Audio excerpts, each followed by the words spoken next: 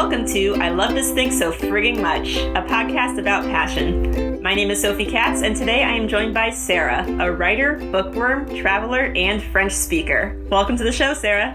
Thank you for having me, Sophie. Oh, my pleasure. So, here is how this works. Sara will have 3 minutes to talk about something that she loves. This can be a person, place, thing, concept, activity, anything she wants. Our only requirement is that she loves it wholeheartedly and wants to tell us why. Are you ready, Sara? I'm as ready as I'll ever be. Oh, I bet you're ready. You're ready. All right, got my timer here. Now, what do you love so frigging much? So, I freaking love British Romanticism. So, Romanticism was an artistic, intellectual, literary movement that swept over Europe in the later part of the 18th century for the most part. British Romanticism is obviously the manifestation of Romanticism in Great Britain. And that started about 1789 with the start of the French Revolution, ended in 1837 with the ascension of Queen Victoria to the throne. Let's see. It was mostly a reaction to the ideas of the Enlightenment, which championed rationalism over nature. It was sentimental, and it championed imagination. It was also a reaction to the Industrial Revolution, so there's a big nostalgia for the past. For example, you'll see a lot of medieval elements in Romantic literature. It was very political.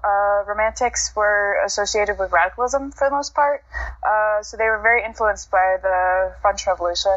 So they questioned the monarchy, they questioned the role of religion in society, how it was used to control the common people. It was all about individualism and the common man. And for some reason, these are all things that spoke to me as an 18-year-old when I took a class on British Romanticism. I've always been a sentimental and emotional person, so I think it's just natural for me to go seek out literature that reflects, I don't know, kind of who I am. And as an 18-year-old, I was just kind of starting to question political ideas, so I think the radicalism spoke to me. I remember reading Charles Blake and him talking about how religion was made to control poor people so that they wouldn't start an uprising and revolt because they'd be so focused on the afterlife and how life would be finally good then.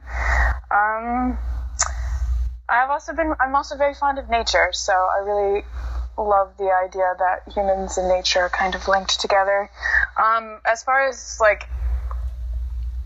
literature's involved or concerned, there's usually two generations of romantics.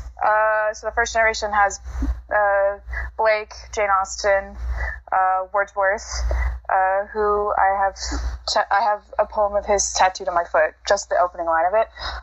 The second generation is Byron, Shelley, both Percy Shelley and Mary Shelley, and Keats. And most people associate Romanticism with the second generation because they're very popular. Byron, for example, is a notorious hot mess, and because of that, he's very interesting to me. I always find myself drawn to personalities in authors, more so even than their work. I don't know why, maybe because also I'm a writer. But I just find it really interesting because, it's part of the... Ooh. Go ahead, finish your thought. I'll stop there. I just find it really interesting because, sometimes reality is stranger than fiction. And people are messier usually than they are in fiction. So it's interesting. Okay, I'll stop there. That's a great place to stop. Thank you so much for telling us about British Romanticism. All right, so got some questions for you. I was going to ask if there are any particular works or creators who stand out to you through this literary movement, but then you mentioned the quotes on your foot, so I was wondering if you could tell us a little more about that.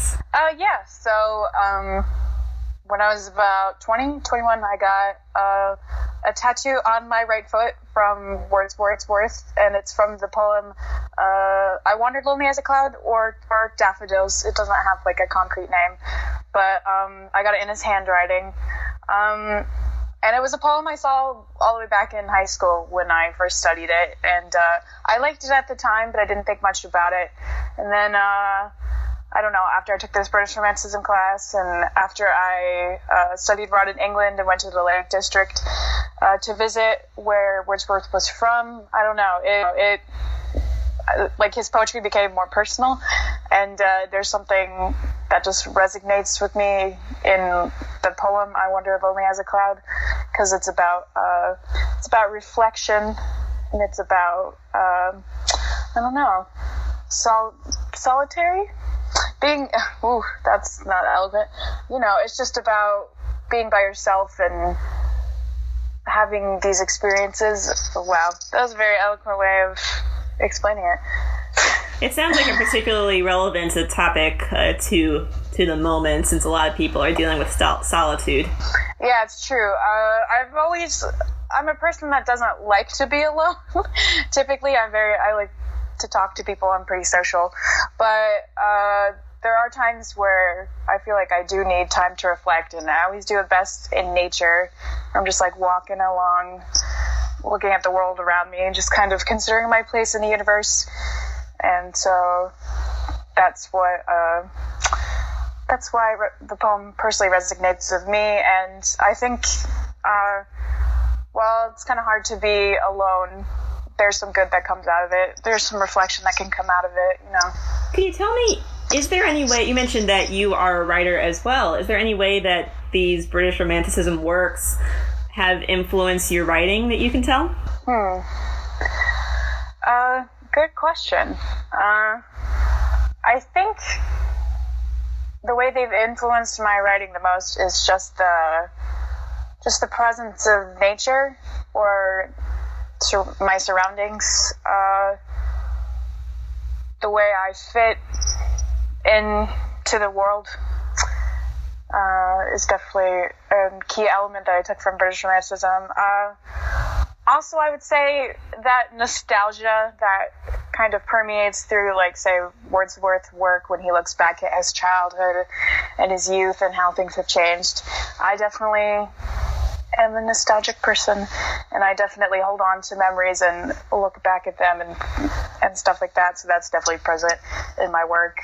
I'm very, like I said, I'm very emotional and then sentimental, and I'm very much championed in my writing sentimental over reason, so I just try to be honest to my feelings, and I think for me that's the best way to express myself, my soul, my personality.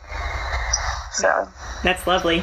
I'm sorry, but every time you've said Wordsworth's work so far, my brain has sort of been like, that's a tongue twister.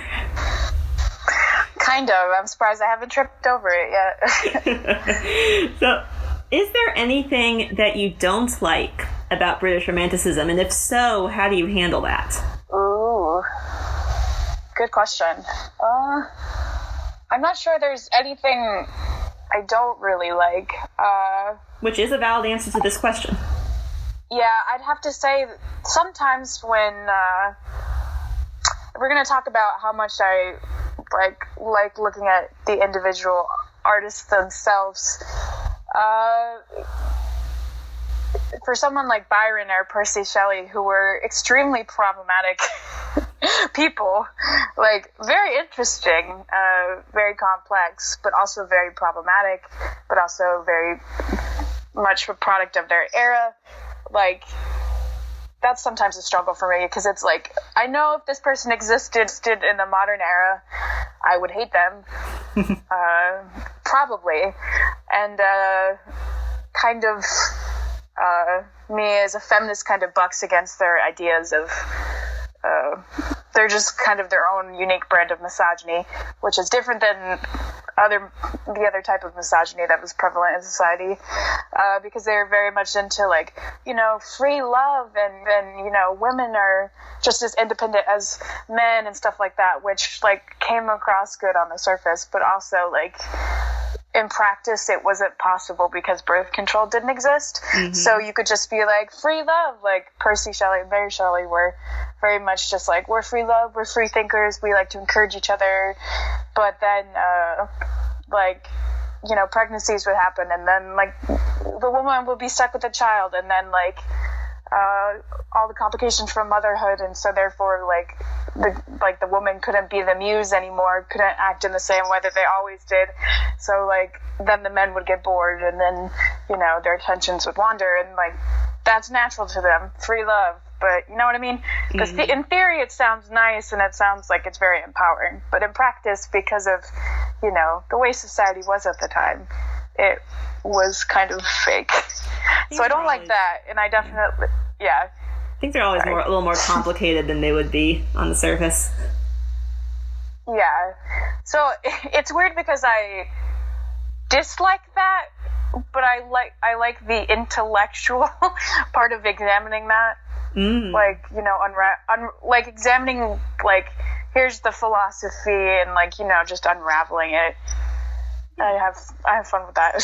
Yeah, it is a good thing to be able to look at complex things and see the good parts and the bad parts and be able to think about that. That is you can get joy from that.